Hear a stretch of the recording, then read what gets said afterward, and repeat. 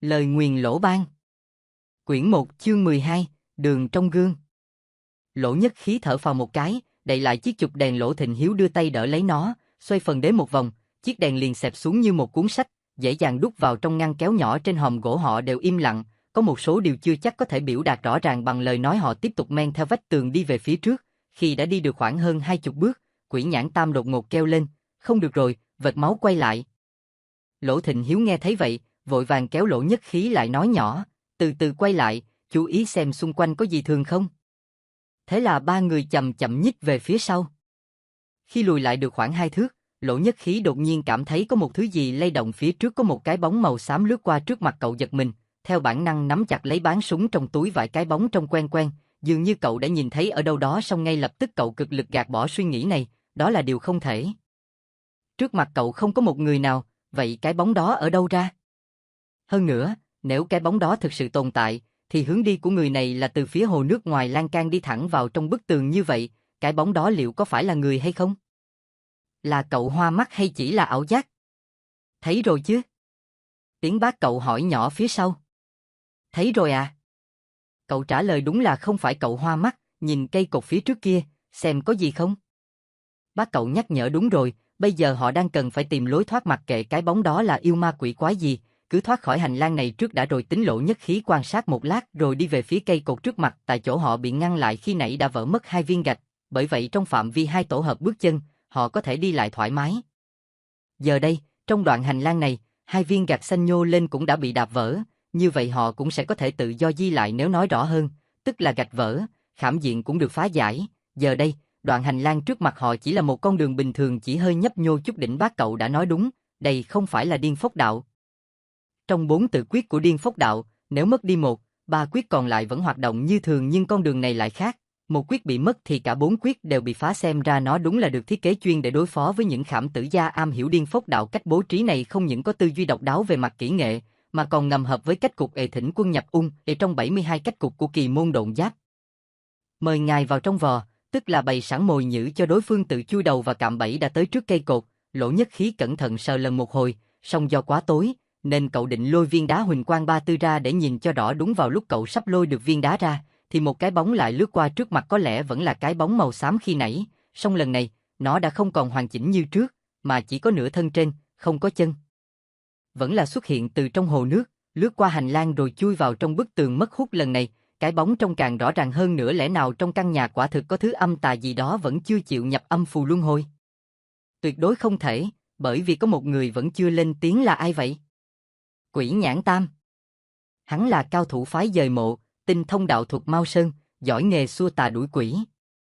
Đến lúc này hắn vẫn không nói chắc chắn đó không phải là thứ âm tà nào như cậu đang tưởng tượng. Kỳ thực, không cần viện đến Quỷ Nhãn Tam làm chứng, thì Lỗ Nhất Khí cũng đã phát hiện ra rằng đó tuyệt đối không phải là ma quỷ gì. Suy nghĩ này đã bật lên trong đầu cậu vào khoảnh khắc cái bóng biến mất trên cây cột. Chợt lóe lên một vệt sáng, giống như phản chiếu từ mặt gương.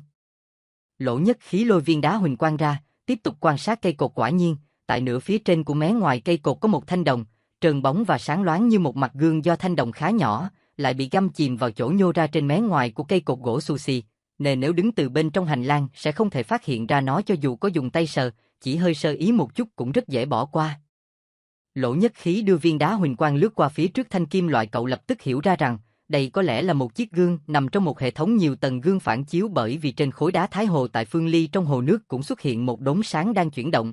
Đồng thời, trên cây cột trụ tại một đoạn hành lang hơi uốn khúc cách đó khoảng hơn chục bước cũng có một đốm sáng lướt qua. Nếu cậu đoán đúng, tại những điểm khác trên hành lang và trong hồ nước vẫn còn những điểm sáng khác. Nguyên lý kỳ thực rất đơn giản. Cái bóng mà cậu vừa nhìn thấy lúc nãy thực chất chính là do có người đi qua ở một nơi khác. Những mảnh gương đồng được bố trí khắp nơi đã phản xạ lại chiếc bóng đó. Do mảnh đồng không lớn, nên cậu chỉ nhìn thấy cái bóng lướt qua. Cặp mắt quái đản mà cậu nhìn thấy khi nãy có lẽ cũng xuất hiện theo cách này. Song kỳ lạ là ở chỗ, khoảng cách giữa hai mắt rộng hơn chiều dài của mảnh đồng rất nhiều.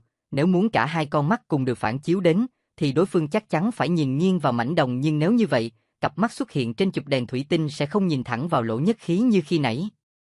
Trừ phi còn có một thiết bị tập trung ánh sáng khác có thể lần lượt phản chiếu cả hai con mắt lên cùng một mảnh đồng nhỏ hẹp. Vậy đó sẽ là loại thiết bị kỳ xảo nào? Nhất Khí, có tìm ra đường không? Lỗ Thịnh Hiếu có chút sốt ruột. Dạ, con vẫn đang tìm. Lỗ Nhất Khí lúc này mới bừng tỉnh. Đúng vậy, Lối thoát vẫn chưa tìm ra, cậu còn suy nghĩ linh tinh làm gì? Thế là cậu lại tiếp tục đưa viên đá qua phía trước mảnh đồng, dựa vào đó để quan sát các phương vị của điểm sáng bên trên khối đá Thái Hồ tại phương ly là chính xác, song điểm sáng trên cây cột cách đó hơn 10 bước lại không đúng, giữa nó và cây cột trước mặt cậu còn thiếu một điểm phản xạ ở đâu? Tại sao nó lại biến mất? Vậy điểm sáng cách đó hơn 10 bước chân từ đâu mà tới? Lỗ Nhất Khí cảm thấy cần phải tiếp tục đi về phía trước. Trong đoạn hành lang chỉ vẻn vẹn 10 bước chân kia chắc chắn có một huyền cơ mà cậu cần phải khám phá. Đoạn hành lang quả thực rất ngắn, còn bao gồm cả 2 bước mà Lỗ Nhất Khí đã đi qua rồi lại lùi trở lại khi nãy. Tuy ở 2 bước này, cậu không phát hiện ra thứ gì khác lạ, song lại là một điểm chuyển ngoặt của toàn bộ khảm diện. Bởi vì trong khoảng 2 bước này, vết máu trên khối đá Thái Hồ đã quay ngược trở lại, cũng có nghĩa là con đường dưới chân họ đã quay vòng trở lại. Đây là một điều rất khó tưởng tượng. Tuy đoạn hành lang ở chỗ này có hơi khúc khuỷu, lại rộng hẹp không đều, nhưng nếu là quay vòng trở lại, đáng lẽ vẫn phải nhìn ra mới đúng. Không đợi Lỗ Nhất Khí tiếp tục tiến lên trên con đường điên phốc đạo giả, thì Quỷ Nhãn Tam đã tranh vượt lên từ đoạn đường biên sát tường phía trước. Từ miệng hắn chỉ bật ra 3 tiếng gọn lõn, để tôi xem. Nói xong, hắn liền từ từ dựa sát tường mà tiến. Lỗ Nhất Khí muốn đi theo, song bị hắn ngăn lại. Quỷ Nhãn Tam bước đi hết sức thận trọng, vẫn tuân theo cách lúc trước, cứ đến tự quyết thứ 3 là nhảy trong mỗi tổ hợp bước chân, đều đá gãy những viên gạch xanh nhô lên trên nền hành lang. Lỗ Nhất Khí vừa quan sát Quỷ Nhãn Tam, vừa đưa viên đá huỳnh quang 34 qua lại phía trước giải đồng trên cột trụ. Khi Quỷ Nhãn Tam đã đi được 2 tổ hợp rưỡi bộ pháp, Lỗ Thịnh Hiếu đột ngột kêu lên, được rồi, nguyên lý phản chiếu ánh sáng lấy gập đôi làm chuẩn. Cậu hãy đi ngược trở lại, trước hết hãy tìm ra vị trí chuyển ngoặt chính xác, lối thoát chắc hẳn là ở gần chỗ chuyển ngoặt đó. Tức là góc phản xạ bằng với góc ánh sáng chiếu tới, tia phản xạ nằm trên cùng một mặt phẳng với tia chiếu tới. Quỷ Nhãn Tam bắt đầu đi ngược trở lại, hắn không cần thiết phải đi sát vào tường nữa, bởi vì những viên gạch nhô lên tại bước thứ 3 đều đã bị hắn đạp gãy. Thế nhưng hắn vẫn đi rất chậm, đặc biệt là khi còn cách 2 người khoảng 4, 5 bước, hắn lại càng bước chậm hơn, vừa di chuyển vừa quan sát kỹ lưỡng trên dưới, phải trái, hy vọng có một lối thoát nào đó sẽ hiện ra trước con mắt cú vọ của mình. Không đúng, chỗ này hình như không phải là lấy gập đôi làm chuẩn, có lẽ vẫn ở phía trước. Lỗ Nhất Khí nói, nhưng có vẻ không chắc chắn lắm, bởi vì từ nãy tới giờ cậu vẫn chưa tìm ra điểm phản xạ còn thiếu từ ánh sáng của viên đá. Quỷ Nhãn Tam dừng lại, hắn nhìn Lỗ Thịnh Hiếu, nhưng chưa đợi Lỗ Thịnh Hiếu kịp nói gì, đã lại tiến về trước. Không hiểu vì sao hắn luôn cảm thấy mỗi lời nói của Lỗ Nhất Khí dường như là một mệnh lệnh mà hắn cần phải thi hành. Khi sắp đi được 8 bước, thì đột nhiên có một đốm sáng nhảy lên trên người Quỷ Nhãn Tam, đừng cử động, cậu Tam, cậu đứng nguyên đấy chớ có lùi lại. Đốm sáng xuất hiện khiến cho giọng nói của Lỗ Thịnh Hiếu tràn đầy phấn khởi. Ông mừng vì đã sắp tìm ra đường sống, và cũng vì nhận thức và hiểu biết của Lỗ Nhất Khí. Xem ra việc ông ngấm ngầm chuyển các loài điển tịch tàng thư tới Mai Sấu Hiên để cậu tùy ý học theo cảm hứng quả thực đã mang lại hiệu quả không nhỏ. Sự xuất hiện của đốm sáng cũng khiến Lỗ Nhất Khí rất vui mừng. Cậu đối chiếu hướng phản xạ của đốm sáng một lát rồi nói, anh Tam, anh di chuyển lên phía trước một chút, hãy đá vỡ viên gạch ở quyết thứ 3 trước đã rồi tính sau. Lời của Lỗ Nhất Khí vẫn như là mệnh lệnh, còn Quỷ Nhãn Tam dường như rất sẵn sàng phục tùng theo. Quỷ Nhãn Tam tiếp tục bám theo vách tường di chuyển về phía trước một chút. Giờ đây, hắn đang đứng ở chỗ thắt của hành lang, trên vách tường có một chỗ lồi ra thành nửa cung tròn, đoạn lồi vừa hay trùng khớp với điểm phản xạ của cây cột ngoài 10 bước chân, khiến cho khi đứng từ đây nhìn ra, tầm nhìn bỗng nhiên mở rộng, trước mặt là một quang cảnh hoàn toàn khác.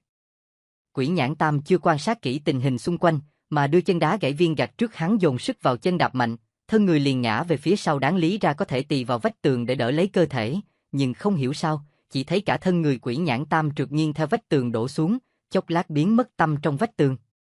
Thôi chết rồi, có bẫy. Lỗ Nhất Khí kêu lớn, không cần biết gì nữa, lập tức lao về phía trước để cứu Quỷ Nhãn Tam, nhưng Lỗ Thịnh Hiếu lại thở phào nhẹ nhõm, tìm ra rồi.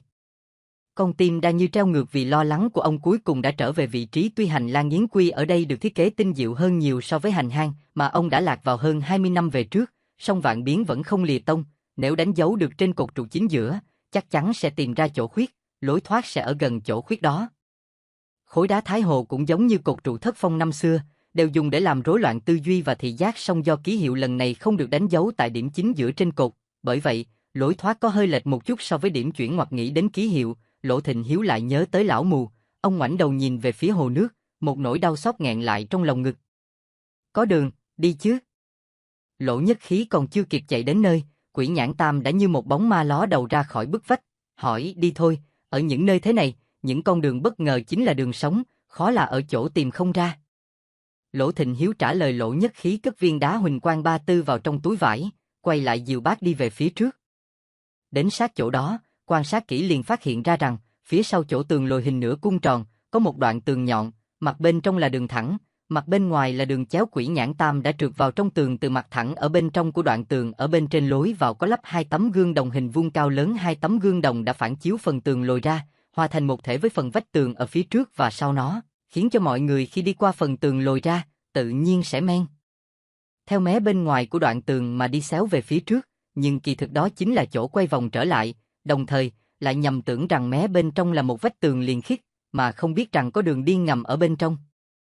Cách bố trí đã lợi dụng hiện tượng sai lệch thị giác và thói quen của con người, quả là xảo diệu vô cùng. Đừng nói là trong đêm tối, cho dù giữa ban ngày, nếu không tìm kiếm cẩn thận, cũng khó mà phát hiện ra. Lần này, may mắn là đối thủ đã dùng cặp gương đồng này để đánh lừa thị giác, nhưng đồng thời lại có tác dụng phản chiếu hình ảnh, nên mới bị Lỗ Nhất Khí phát hiện ra. Mặt khác, cặp gương dòng cũng cho họ biết rằng, người đang âm thầm theo dõi bọn họ và cái bóng mà họ nhìn thấy không hẳn là đang ở trong tiền viện mà còn có thể ở viện thứ nhất, viện thứ hai, thậm chí là hậu viện. Cổng sau đi qua 2 tấm gương đồng ở cửa vào tại mé trong của bức tường, nhìn vào bên trong, quả nhiên có một con đường, bề mặt của con đường này được thiết kế giống y hệt như vách tường hành lang. Có điều từ chỗ này không còn nhìn thấy cảnh vật trong hồ nước nữa, bởi vì đây mới là con đường chính xác. Thật quá thần kỳ, một con đường vòng tròn luẩn quẩn được tạo ra bởi 2 tầng ảo giác, một con đường sống chính xác được che giấu bởi sự phản xạ của mặt gương. Hành lang yến quy với thiết kế phá vỡ nguyên lý gặp đôi của phản xạ ánh sáng, lại cộng với Điên Phốc Đạo với bố cục Ệ Thỉnh Quân nhập ung, quả thực là khéo đoạt hóa công. Khảm diện này chồng lên khảm diện kia, nút lẫy này đè trên nút lẫy khác. Nếu như khảm diện Điên Phốc Đạo giả không bị phá, sẽ không có cơ hội lên được trụ thất phong, lại càng không có cơ hội để phát hiện ra thanh đồng phản chiếu. Như vậy, cũng sẽ không thể tìm ra lối thoát ra khỏi hành lang yến quy. Trong lúc trầm trồ thán phục, Lỗ Nhất Khí vẫn tỉ mỉ quan sát góc độ của tấm gương đồng, đột nhiên một nghi vấn trỗi dậy trong cậu. 2 tấm gương đặt nghiêng phản xạ cháo nhau này không thể phản chiếu riêng rẽ 2 con mắt được, vậy thì cặp mắt nhìn thẳng vào cậu khi nãy được phản xạ tới bằng cách nào?